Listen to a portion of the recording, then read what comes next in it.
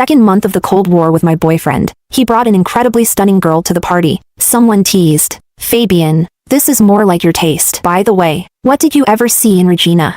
Fabian gave a lazy smile. "Never dated an ordinary girl before. Thought I'd give it a try."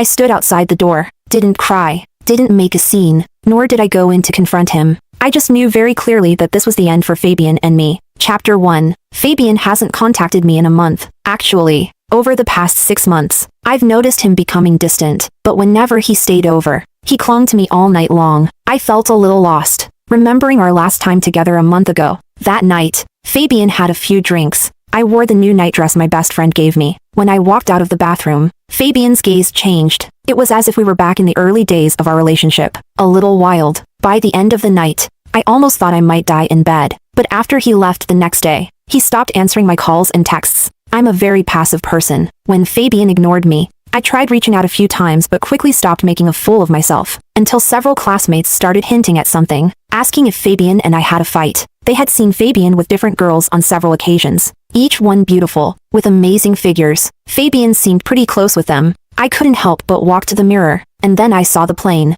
ordinary me. I've been an unremarkable girl since I was little. Growing up didn't change that. I remained average. It made sense that Fabian would tire of me, but I wanted to try one more time, to fight for us. After all, I truly liked Fabian, long before he even knew I existed. I had already been secretly in love with him for a long time. I pulled out all my dresses and tried them on. In the end, I boldly chose the burgundy slip dress. I carefully curled my hair and put on light makeup. Tonight, a friend was having a birthday party. Fabian would be there. I missed him. I wanted to see him, to take him home. Chapter 2. The birthday party was quite grand. I didn't come with Fabian, so it took me a bit of time to find my way in. By the time the waiter led me in, the atmosphere was already lively. The room was full of elegance and glamour. Even though I had gone through the effort of dressing up, I still blended into the background. So, no one noticed me as I arrived amidst the lively crowd. All eyes were on Fabian and the stunning girl beside him. I had never seen a girl so beautiful. Looking at her, I couldn't even muster a shred of jealousy. She was just standing there in a simple black dress,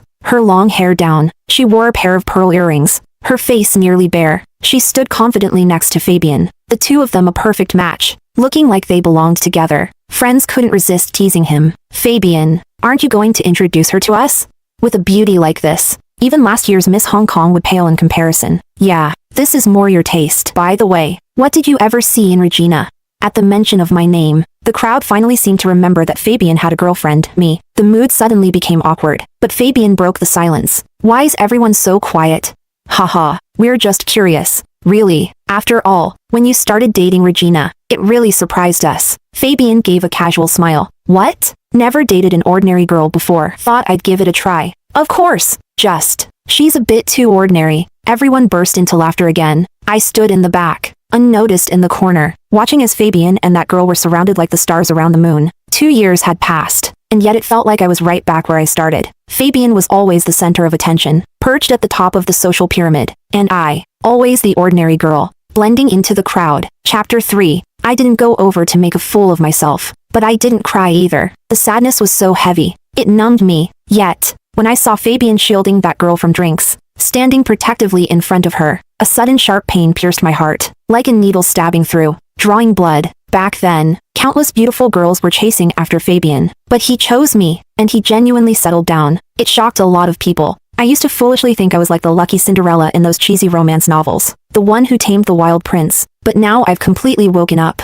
I knew in my heart, this was the end for Fabian and me. On the way back, I got a message from Fabian. "Why didn't you come tonight?" "Wasn't feeling well, so I didn't go." Fabian didn't reply. I put my phone back in my bag, watching the fleeting night scenes outside the car window. And somehow, I suddenly remembered the night we made things official. Fabian cornered me in an empty hallway. I was nervous, panicked, and confused. Yet there was a hidden joy and anticipation. "Regina." I didn't expect him to know my name. When he said it, I instinctively looked up at him. The summer night breeze was cool, but sweat kept dripping down my back, and my palms were sticky and damp. "I've been noticing you for a long time. I've always thought you were adorable." Fabian walked up to me, smiling. "Do you want to be my girlfriend, Regina?"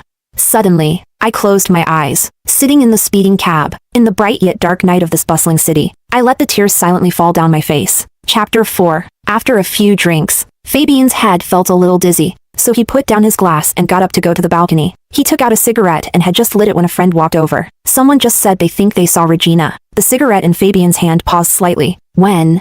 His friend glanced at him and lowered his voice. I think it was when they were joking about how you ended up with Regina back then. Suddenly, the cigarette tasted different to Fabian. He stubbed out half of it in the ashtray. The rolled-up sleeves of his shirt had a faint jasmine scent. At home, Regina liked to put her grandmother's homemade jasmine sachets in the closet. For some reason, Fabian thought of the jasmine tea Regina would make him whenever he was drunk. Everything Regina liked was just like her. A little bland, easy to grow tired of over time. Yet somehow, the scent lingered, catching you off guard when you least expected it. Do you think Regina will be mad? His friend asked, a bit concerned. Fabian, however, was sure, no, even if she is, she's easy to appease. So what do you really want? Regina or Miss Lin? His friend asked. Fabian lit another cigarette. When he finished that one, he finally raised an eyebrow and smiled. Can't I have both?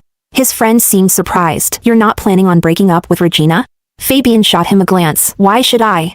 Regina was so obedient, so easy to deal with, even though he was tired of her now. Breaking up wasn't on his mind, but right now, Fabian didn't feel like comforting her. Regina would end up comforting herself anyway. Chapter 5. After that night, it was as if Fabian had completely disappeared from my world. I stayed at my best friend's place for a few days. After I had somewhat calmed down, I returned to my place near the school and packed up my things. Before leaving, I carefully checked to make sure I hadn't left anything behind, and then I locked the door and left. I had applied for an exchange program at a university in the south. It was for 2 years. I would be leaving in a week. Once, I saw Fabian's car from afar, near the school. That same beautiful girl from that night got out of the car with him. They went to a street vendor and bought some food. It was a late spring afternoon, around 4 o'clock. The sunlight filtered lazily through the leaves. The students and couples passing by all had youthful, radiant faces. I stood under the camphor tree, holding a stack of books, dressed in the most ordinary sweatshirt and jeans, watching the person I once loved so easily fall for someone else. How could I not feel sad? But the spring sun was beautiful. I was still young. It felt like there wasn't much I couldn't bounce back from. Chapter 6. A little over 2 weeks after I arrived in the south, Fabian called me for the first time. I was just leaving the library with my arms full of books when I heard his voice in my ear. A voice that suddenly felt so unfamiliar. Regina, are you in your dorm? Or where are you? How about I come pick you up? I stayed silent for a moment before I finally responded. I'm not in the dorm. I'm not in Hong Kong either. Where did you go, Regina? I applied for an exchange program. I left a week ago. Why didn't you tell me? Why didn't you talk to me about it? Fabian's voice suddenly rose. Fabian, I've been waiting for your call all this time, and now that it's here, I can finally say it. Regina. Fabian's voice was urgent, as if he had more to say, but I cut him off. You were the one who asked to start this relationship. So now, I'm the one ending it. Fabian, let's break up, and please, don't call me or try to contact me again. Regina. Before he could say more, I hung up. Fabian called back almost immediately. I didn't answer. Once the ringing stopped, I deleted and blocked all his contact information. At that moment, I felt a strange sadness, but even more than that, I felt a deep sense of relief. Chapter 7. Fabian yanked off his tie and tossed it aside. Maybe it was the burn of alcohol making him irritable, or maybe it was the fact that the usually obedient Regina had silently walked away and declared their breakup. That had caught him off guard. But Fabian was never one to brood. Born with a silver spoon in his mouth, Fabian had always gotten what he wanted. There had never been anything or anyone that he couldn't have. Regina was the only girlfriend he had publicly acknowledged. Unlike other women, she was different, and as long as he didn't say it was over, then Regina would never be able to leave. Fabian picked up his phone and dialed a number. You've been in the south recently, right? There's something I need your help with. Yeah, don't hurt her. I'm not doing this to get back at her. He just wanted Regina to understand that only he, Fabian, could protect her. Only by staying by his side could she live freely, without fear. Chapter 8. Just as my shift at the tea shop was ending, Anna, one of the employees, called to me in a low voice. Regina, look, that car's here again. I glanced up and immediately spotted the Rolls-Royce parked across the street. The license plate looked somewhat familiar. I frowned slightly, almost cutting my finger with the fruit knife. Regina, is he here for you? I sighed and shook my head. Do you really think that's possible? Anna looked at me and giggled. Since moving to the south, I realized there were even more beautiful women here than I had ever seen. A plain girl like me was just a drop in the ocean, incapable of making even the smallest ripple. That car had been parked outside the shop for an entire week. While the license plate seemed familiar, I hadn't connected it to myself. After my shift ended, I changed into my clothes, grabbed my bag, and left. As I walked past the Rolls-Royce, I hurried by, just like I had the past few days. not sparing it a second glance. But this time, the car door suddenly opened as I walked by. Startled, I instinctively stepped back to avoid it. But the man who stepped out had already called my name. "Are you Miss Regina? And you are?" "No need to be nervous, miss. Our Zhao would like to meet with you." "Zhao? I don't know any Zhao." The window of the back seat slowly lowered halfway. In the dim light, I saw Joseph sitting inside. We didn't really know each other well. It was only through Fabian that I occasionally saw him at gatherings. We barely spoke, never really interacted. Fabian's circle was full of wealthy playboys. They were notorious for their wild antics and the constant parade of women. Joseph would sometimes join them for sports or poker games, but I never saw him bring any women along. I even once commented to Fabian how Joseph seemed like someone who kept to himself. At the time, Fabian had gotten jealous, pulling me close. "And what about me? You're saying I'm not keeping to myself, Regina? Ever since I started dating you, I'm practically the perfect boyfriend. And now you're talking about other men? Besides, how many times have you even seen Joseph? Do you know what he's like behind the scenes?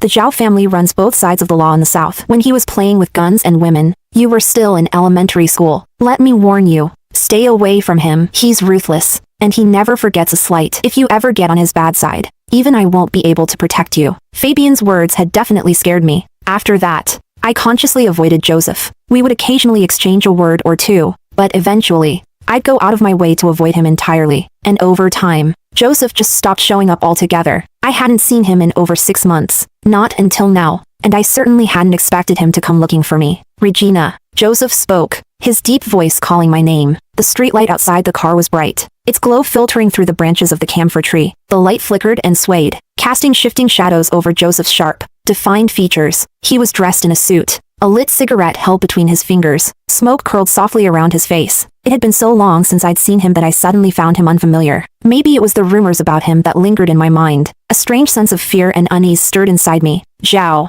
what do you need from me?" I asked, my voice a little shaky. Joseph seemed to smile slightly, his gaze falling slowly onto my face. "Regina, have you offended someone?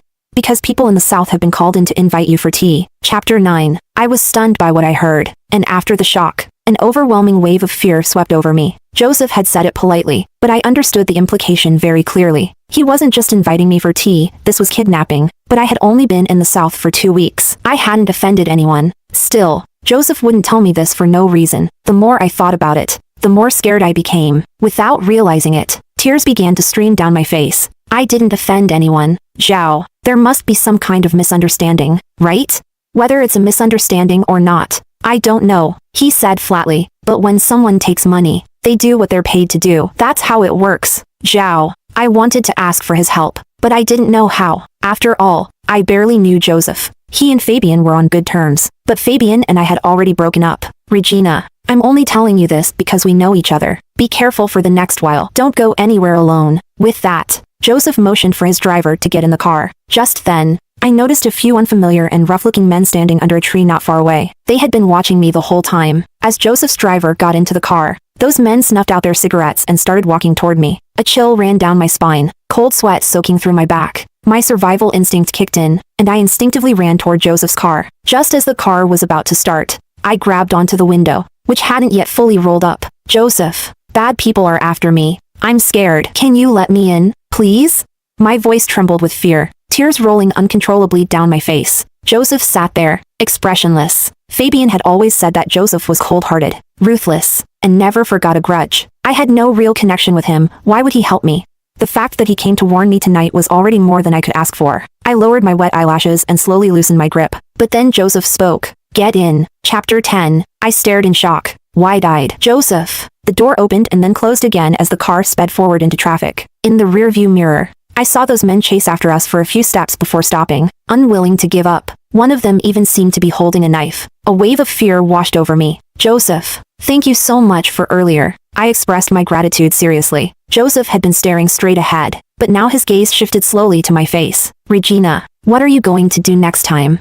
I froze. He was right. I couldn't just stay inside forever. Next time, I might not be so lucky. Even if I called the police, they couldn't be there every time. And by the way, I don't accept simple thank yous as payment. The divider between the front and back of the car suddenly lowered. The large vehicle instantly felt split in two. Now, in the private space of the back seat, it was just me and Joseph. The smell of smoke on him was strong, and there was a faint scar at the end of his brow. Even sitting there calmly, His presence was imposing, completely different from the easygoing type of Fabian. I instinctively shrank back, trying to create some distance between us, but Joseph had already reached out and grabbed my arm. Regina, I'm not some kind-hearted fool who helps people for no reason. His grip tightened slightly, pulling me forward. I tried to pull away, but his grip only grew stronger. With the slight jolt of the car, my nose nearly brushed against his chin. Fear, panic, and helplessness flooded my senses. This was the South. This was Joseph's territory. He had connections in both the underworld and with the authorities. I feared pain. I feared death. I was just an ordinary student from an ordinary family. I wasn't the kind of person who could maintain her pride in such a situation, willing to die before compromising. Joseph, you saved me this time. I'll repay you. I tried to pull my body back, avoiding any more contact. Really, I'm not just saying thanks. I'll do everything I can to repay you. Regina, I don't need people trying to repay me. Then what do you need?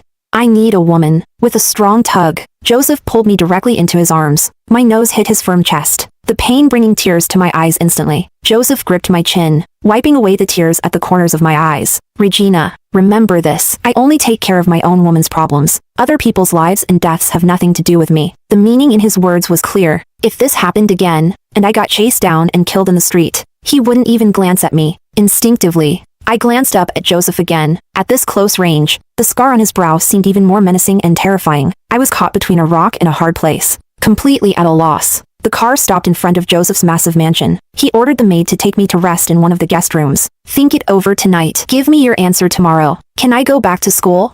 You can, but if anything happens, I won't help again. With that, Joseph turned and walked away. I shut my mouth and stood there for a moment before obediently following the maid to the guest room. Chapter 11. Joseph stood in the garden, smoking for a while. Only when Regina's figure disappeared from sight did he look away. His phone had been ringing for quite some time. Fabian was calling. Joseph smirked and called him back. Fabian answered quickly. Brother 4. How did things go? Just as you expected. Did she freak out? Joseph thought back to Regina standing outside the car, her face pale with fear, tears streaming down her cheeks. A strange softness crept into his heart. Yeah, she was really scared. Cried quite a bit. I knew it. She's always been so timid. The mockery in Joseph's eyes deepened. When are you coming to the South? I'll wait a little longer. When she's really terrified and comes begging me for help. Brother 4. Please make sure your men just scare her. Don't let her get hurt. Got it. Joseph hung up the phone, smoked a few more cigarettes, and then headed towards the main building where Regina was staying. The guest room on the second floor was already dark and quiet. Joseph stopped a maid and asked, "Did the young lady say anything earlier?" The maid shook her head. She didn't say much, but it seemed like she cried again. She just fell asleep. Joseph nodded and added, "Prepare a Chinese breakfast tomorrow. She prefers that." Yes, sir. Joseph went upstairs and stood outside the guest room for a while. He seemed to be thinking about something, and a faint smile crossed his face. After a few minutes, he turned and went to his own room. Chapter 12. I had nightmares all night. In my dreams, I was either being chased by those men with knives, butchered into pieces on the street, or kidnapped, held for ransom, and buried alive. If not that, I was thrown into the deep sea with weights tied to me, quickly devoured by fish until there was nothing left. By the time I got up in the morning, my dark circles were so heavy that I looked terrifying. I stared blankly at my reflection in the mirror, remembering the dangers I had faced yesterday, the endless nightmares. I couldn't stop the tears from welling up again. It seemed like I had no other choice. I didn't dare tell my parents either. It would only make them worry and live in fear. Reporting this to the police? There hadn't been any actual harm done yet. By the time something did happen, I'd be dead long before the police arrived. With my head heavy and my feet light, I got up, took a shower, and changed clothes before going downstairs. Joseph was already sitting in the living room. When he saw me, he put down his coffee. I dragged my feet, practically shuffling down the last few steps. With my head lowered, I stood in front of him. "Have you thought it over?" I bit my lip, steeling myself, and nodded. "Joseph, it's just, can you give me some time to adjust?" "I can give you time, but I'm not a patient man. It won't take long, I promise." "All right," he agreed readily. I couldn't help but let out a small sigh of relief. But then Joseph spoke again. "Regina, come here." I hesitated, but eventually walked over to him. "For what happened yesterday, I expect some form of repayment." As he spoke, he reached out and grabbed my arm. Before I could react, he pulled me so hard that I lost my balance and fell into his arms. Joseph didn't give me time to push him away or escape. The moment I landed in his arms, he kissed me. His lips tasted faintly of bitter black coffee. I was so stunned that my eyes stayed wide open, but Joseph lifted his hand, covering my eyes. "Regina, close your eyes, and open your mouth." Chapter 13. Don't move, and I won't go any further. I told you, Don't move. I immediately stiffened, my whole body tensing up, not daring to move. When the kiss finally ended, I was still in a daze. Joseph leaned back on the sofa, and I realized at some point I had ended up straddling his lap. He raised his hand and wiped the moisture from the corner of my lips. Didn't Fabian ever teach you how to kiss? Hearing Fabian's name snapped me back to reality. Joseph. Fabian and I were together for almost 2 years. You know that. I know. So what? Then why are you coming after me? Because I want to. Joseph said this, and for some reason, a flash of irritation crossed his eyes. He grabbed my chin and kissed me again. This time, the kiss was deeper, more intense. When it ended, he bit my lower lip gently. Regina, since you've broken up, stop thinking about your ex. Don't forget who you're with now. I covered my mouth, muttering quietly, but you were the one who brought him up first. You're not allowed to mention him either. Okay. On the way back to school, Joseph didn't say much to me. When I got out of the car, he didn't leave right away. It wasn't until I entered the school gates that he finally turned the car around and drove off. After that, Joseph personally picked me up from school or a nearby tea shop every day. Because of this, the men who had been stalking me never found the chance to make a move. 2 weeks later, as I walked out of the school gates, I suddenly realized that Joseph's car hadn't arrived yet. And then, from a black SUV parked by the roadside, a few men got out. Instinctively, I turned to run back toward the school, but I was already blocked. The sky was beginning to darken, and I thought I saw the man in front of me holding a knife. In that moment, a bone-chilling fear gripped me, and my entire body started trembling. Just as I was about to scream for help, a pair of bright headlights suddenly cut through the dusk. The car was unmistakable, Joseph's Rolls-Royce. Relief washed over me, and I instinctively called out Joseph's name. Before the car had even come to a full stop, Joseph swung the door open and got out. Several bodyguards from the car behind him jumped out as well. The men surrounding me immediately scattered, running off into the night. My legs went weak, and I nearly collapsed. But Joseph caught me in time, holding me steady. It's okay now, Regina. He gently stroked my back, pulling me into a tight embrace. I was so shaken that I could hardly stand. I clung to his sleeve, leaning into him. Joseph, my legs. I can't stand. It's all right. I'll carry you to the car. Joseph brushed a hand over my hair, then bent down to pick me up. Just as he lifted me, I heard a familiar voice. Regina. In the dark night, Fabian stood alone by his car. His face was shadowed in the night, making it impossible to read the emotions in his eyes. Chapter 14. Joseph paused mid-step. Fabian gave a self-deprecating laugh. Brother 4. This is why you asked me to come tonight, isn't it? Joseph didn't deny it. Fabian, you handed this opportunity to me yourself. I simply took it the moment it presented itself. I don't understand, Brother 4. I've always respected you, called you Brother 4. But what you're doing now, isn't it a bit against the code of brotherhood? What exactly have I done? You know full well about my relationship with Regina. What relationship? Joseph cut him off coldly. If my memory serves me right, you told me on the phone that you and Regina were already broken up. Yes, Regina broke up with me, but I didn't agree to it. That's why I came up with all these plans to win her back. Breaking up doesn't require your agreement. If she says it's over, then it's over. Fine. Even if we're broken up, Regina is still my ex. We were together for 2 years. Fabian took out a pack of cigarettes, lit one, and his smile turned mocking. Brother 4, did you really have to pick up a woman I've already slept with? Did you really have to do this to piss me off? My body stiffened instantly, and my fingers tightened around Joseph's sleeve. Joseph remained silent, but I could feel the cold fury radiating from him. I took a deep breath and turned to face Fabian. Fabian seemed reluctant to meet my gaze. Regina, Fabian, you said you were here to win me back. So where do you get the audacity to think I disgust myself by going back to a man someone else has already slept with? Regina. Fabian's face twisted with anger. Joseph suddenly chuckled. What's wrong? She's not wrong. He carried me over to the car. You should head home. He placed me in the back seat, then gently brushed his hand across my face. I'll handle this. Be good. Joseph. I instinctively tried to hold on to him, but he had already closed the door and instructed the driver to leave. As the car started, I looked through the window and saw Joseph's cold, resolute profile, with no expression on his face. He took a few steps toward Fabian and landed a heavy punch straight on his face. I didn't know if Fabian would fight back, nor did I know who would come out on top. As the car turned the corner, everything disappeared from sight. Chapter 15. Joseph didn't come back until late that night. When I heard the sound of the car, I immediately got up from bed and ran to the window. It was a bit far, so I couldn't tell if he was hurt. Joseph stepped out of the car and took a few steps before suddenly looking up at my window. I instinctively hid behind the curtains. It wasn't until the tassels of the curtains dug painfully into my palm that I snapped back to reality. The whole evening, I had been worried about Joseph. Realizing this made my heart race. The door to the room suddenly knocked. I stood there for a while before finally walking over to open it. The moment the door opened,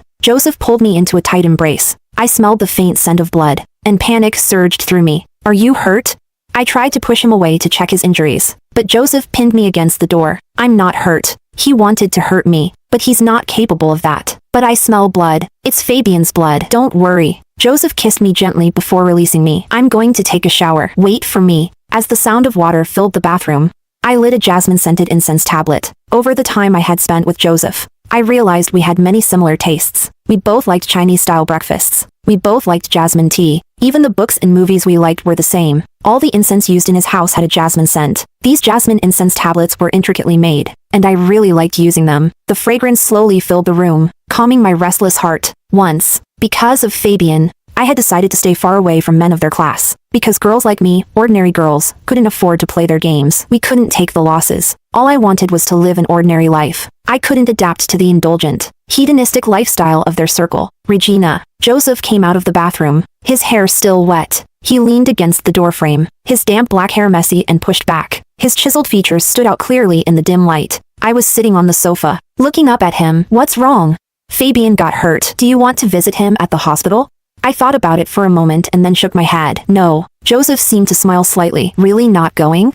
No, I'm not. Two people who have gone their separate ways shouldn't have any ties anymore. Joseph tossed the towel aside and walked over to me. As I looked up at him, he leaned down and kissed me. Regina, I've come to collect my reward for tonight. The cool water dripping from his hair fell onto my face, but the warmth of his lips and tongue was scorching. Joseph's long, strong fingers tangled in my hair, gripping the back of my head. He pulled me closer, urging me to respond to his kiss, until our breaths were entwined, tangled together. My body melted like spring water, burning with heat. Chapter 16. Joseph caught the familiar scent of jasmine again. 2 years ago, that scent had belonged to Fabian, but now, 2 years later, it was in his arms. Yet, he didn't rush to claim her, to take advantage of her. He had enough patience to wait for the day when Regina would fall for him on her own. What he wanted was mutual affection, something that would come naturally, not a heart forced into unwilling submission. Regina had fallen asleep by his side, but he wasn't the least bit tired. His mind drifted back to the fight with Fabian earlier. What had truly broken Fabian wasn't seeing Joseph holding Regina. It was realizing that the scent of the jasmine sachets, once exclusively his,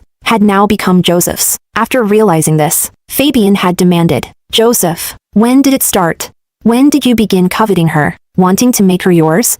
The truth was, it had all started the first time Fabian brought her to one of their gatherings. Everyone in their circle was the same, since childhood. They had been surrounded by beautiful women of all kinds. Joseph, especially, had become immune to beauty. But when he saw Regina, standing obediently beside Fabian, addressing him as brother for with such innocence, he couldn't help but take a second look at her. To be honest, she wasn't stunning, she was too slender, a bit plain, just an ordinary, young student, still carrying the air of immaturity. But her wide, round eyes, like a cat's, were both innocent and endearing. She was so pure, without the slightest trace of ulterior motives. The kind of person you could read completely at a glance. Her feelings, just like her, were straightforward, so pure that it moved him. Fabian liked her quite a bit back then, caring for her attentively, and the way she looked at Fabian was even more touching. At that moment, Joseph knew. Fabian had realized it too. He had discovered a side of Regina that no one else knew, a side so lovable. Otherwise, how could Fabian, with his notoriously high standards, have truly fallen for such an ordinary girl? In the dim moonlight, Joseph glanced down at the sleeping Regina. It had taken longer than he originally thought. But in the end, he had gotten what he wanted. He knew Fabian hated him for using underhanded means to steal Regina away. But Joseph didn't care about that. If he had cared, he wouldn't have taken action against Fabian the moment he started wanting Regina for himself. The whole process had taken quite a bit of effort. One by one, the beautiful women Fabian had entertained were discarded, until finally, Gloria was the one to sway him. At the time, Joseph was far away in the south, and when he heard the news, he was so excited that he almost lost his composure. From then on, every move Regina made was reported to him in detail by the people he had left in Hong Kong. She cried for Fabian, heartbroken over his betrayal, and Joseph, all the way in the south, was equally restless and sleepless, until the day he heard that she had moved out of Fabian's house, ready to attend a university exchange program. He had Gloria keep Fabian occupied on one front, and on the other, he made sure Regina's move to the south went smoothly. By some stroke of luck,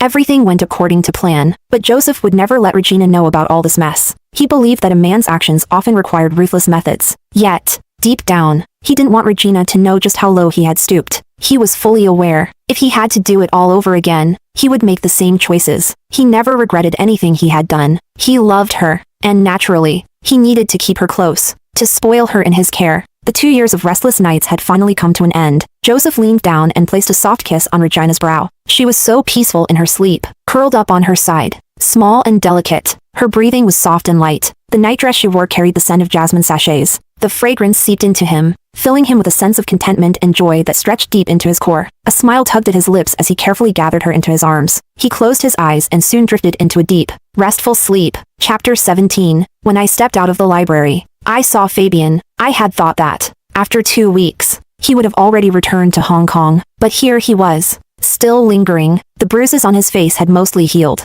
though a few scars remained. He looked thinner, and his eyes no longer carried that familiar arrogance, replaced by a certain melancholy. I held my books and stood still for a moment before slowly walking forward. Fabian called out, "Regina." It had only been a few months since we separated, yet the person standing in front of me felt like a stranger. I stopped under the shade of a tree. The evening breeze rustled through, casting dappled shadows across Fabian's face. He looked sad. "Are your injuries better now?" I asked. There was no deep hatred between us. From the start, I had always hoped we could part on good terms. Loving him was my choice, and I never regretted it. "They're better," Fabian said, his gaze fixed on my face. "That night, you were there, weren't you? You heard everything." I paused, remembering the night he was referring to. "Yes, I was there. I heard it, Regina. I regret it. It's all in the past," I replied calmly. "Fabian, we were never right for each other. And you weren't wrong. I'm just an ordinary girl. We're from different worlds." "That's not true, Regina." Fabian shook his head with a bitter smile. He took a step forward, as if wanting to hug me, but I stepped back. "Fabian, it's getting late. I should go. You're with Joseph now, aren't you?" I didn't deny it, but I didn't nod either. Things between Joseph and me were still too confusing for me to figure out. I could only go with the flow for now, but Fabian stubbornly blocked my way. "Regina, even if you won't forgive me or get back together, you shouldn't be with Joseph." "Because of his background?" I asked. "It's not just that," Fabian said earnestly. "Joseph is ruthless in everything he does. Regina, if you get involved with him, it will be nearly impossible to get out later. I used to be close with him," Fabian continued, his tone turning bitter. "I know you came to the South for school and asked for his help, but look at what he did. He stole his own brother's woman. What wouldn't he do?"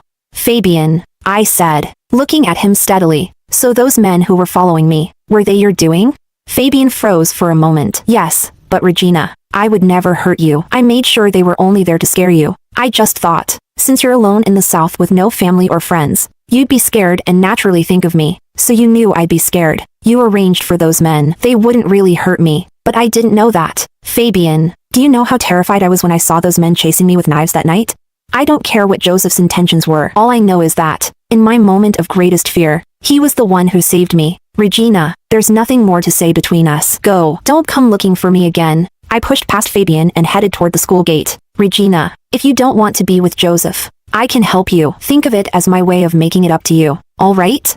This is between Joseph and me. I'll talk to him myself." Fabian didn't follow after me, and I didn't look back. When I reached the school gate, Joseph's car was already there, but this time, he wasn't waiting inside. He was leaning against the car, smoking, lost in thought. When he saw me, Joseph immediately put out the cigarette. I stared at him for a long moment, half a minute, maybe. Then, without a word, I turned and walked in the opposite direction. Joseph, clearly alarmed, quickly chased after me, but I ignored him, holding my books tighter and walking faster. Chapter 18. Regina. By the time we crossed another intersection, Joseph had run out of patience. He grabbed my arm. I shook off his hand and kept walking. Joseph stepped directly in front of me, blocking my path. "Regina, you can either come back with me, and we'll talk this out calmly, or I'll carry you back. You know I'm not above doing it." I glared at him, furious, and for the first time in my life, I cursed at someone. "Joseph, do you even have any shame?" Joseph, instead of being offended, looked delighted. "What would I need shame for? All I want is my wife." "Who's your wife?" "Get lost." I turned to leave again. Joseph followed close behind. "Regina, if you keep walking, I really will carry you." I was so angry that I kicked him hard. Joseph stood there, not moving, letting me kick him several times. I put a lot of strength into it, and after venting my anger, I felt somewhat relieved. Seeing me stand still, Joseph immediately walked over and pulled me into a tight hug. He buried his face in the crook of my neck. "Regina, if I had to do it all over again, I'd still do the same. I didn't say anything, just gave him another light kick. Joseph, you say you love me, so, are you willing to wait? Wait for what? I pushed him back and looked up into his eyes. Wait until I graduate. You want me to be celibate for 2 years? Just answer the question. Are you willing? Joseph brushed my hair away from my face, cupping my cheeks as he leaned down. When his lips touched mine, I heard his response. Regina, I've already waited 2 years for you, but kissing is allowed, right? Kissing is allowed, but you can't do anything against a woman's will, only if I agree. Fine. Joseph looked slightly reluctant but still asked politely. Regina, may I kiss you now? A proper French kiss. I wanted to scold him, but I couldn't help but laugh. And in that moment, Joseph took the opportunity to cut my face and kiss me deeply. Chapter 19. Over the next 2 years, Joseph kept his word, but somehow, beautiful women continued to show up around him. Joseph was a man with a bad temper, and he was ruthless in his actions. When it came to women who tried to seduce him with ulterior motives, he didn't hold back. But strangely enough, they just kept coming. Even I found myself mesmerized by some of them, especially the few who were so stunning that even Gloria, who had once charmed Fabian, paled in comparison. Yet Joseph seemed completely blind to them, unaffected. It wasn't until right before our engagement that I found out from one of Fabian's old friends. All those beautiful women who had appeared around Joseph in the past 2 years had been deliberately sent by Fabian. It was his way of getting revenge on Joseph for sending women to him years ago. That's when I finally understood that Gloria's appearance hadn't been an accident, it had been carefully orchestrated. Joseph may have been underhanded, but Fabian's inability to control himself was his own fault. It was poetic justice. In a way, after all, Joseph had been troubled by these women for the past 2 years. But now, Joseph and I were about to get engaged. Fabian had finally given up. On the night of our engagement, as soon as I stepped out of the bathroom, Joseph pressed me onto the bed. The overwhelming scent of jasmine filled the room, enveloping us both. Joseph didn't take things further, though. He just held me tightly, his face pressed against mine, his fingers intertwined with mine. He held me so tightly that I could hardly breathe, and only after a long moment did he finally release me. He untied my bathrobe. In the soft, flickering light, I turned my face away and closed my eyes. Joseph's kisses trailed down, stopping at the top of my chest. I heard him laugh softly. All the effort I put into taking care of you for these 2 years paid off. What are you talking about? I was both embarrassed and annoyed. Giving him a playful kick, Joseph caught my ankle and slowly lifted it higher. His hot kisses rained down on my body like droplets. Regina, you've grown up. Joseph! His lips caught mine, silencing my complaint before I could even finish calling him shameless. Over the past 2 years, his kissing skills had clearly improved. Within moments, I had melted into his arms. The jasmine incense quietly burned. It would take about 30 minutes for one tablet to burn out, but the scent would linger through the entire spring night. And this long night had only just begun.